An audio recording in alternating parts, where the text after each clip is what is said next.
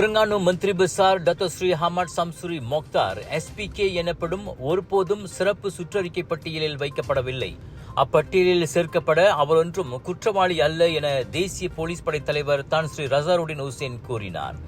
எனவே எந்த ஒரு தவறு செய்ததாகவும் நிரூபிக்கப்படாத தம்மை ஆபத்தானவர்கள் பட்டியலில் வைத்திருப்பதாக சம்சூரி கூறுவது உண்மையல்ல என IGP சொன்னார். தம்மை அணுக்கமாக கண்காணிக்க போலீஸ் பயன்படுத்துவதாக சம்சூரி சுட்டிக்காட்டிய TCO என்ற சொல்லும் சரியானதல்ல.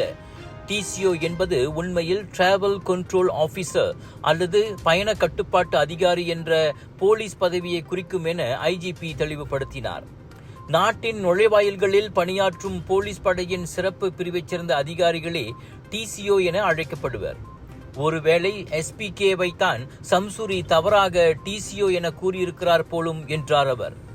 SPK கூட போதைப்பொருள் 3R உள்ளிட்ட குற்றங்களுக்காக தேடப்பட்டு வெளிநாடுகளுக்கு தப்பியோடியவர்களைத்தான் பட்டியலிடும் என்றார் அவர்.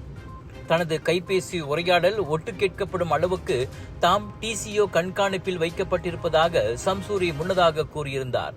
தாம் ஒரு குற்றவாளியை போல் நடத்தப்படுவதாக அவர் சொன்னார். அதனை மறுத்த உள்துறை அமைச்சர் doctor Sri Saifuddin Nasution Ismail சம்சூரியை வேவு பார்க்கும் அவசியம் அரசாங்கத்துக்கு இல்லை என்றார். நாட்டிலுள்ள முக்கிய புள்ளிகள் TCO பட்டியலில் வைக்கப்படுவது வழக்கமான நடைமுறைதான். தாமும் அதில் விதிவிலக்கல்ல என பிரதமர் டாக்டர் ஸ்ரீ அன்வார் இப்ராஹிம் கூறியுள்ளதும் குறிப்பிடத்தக்கது.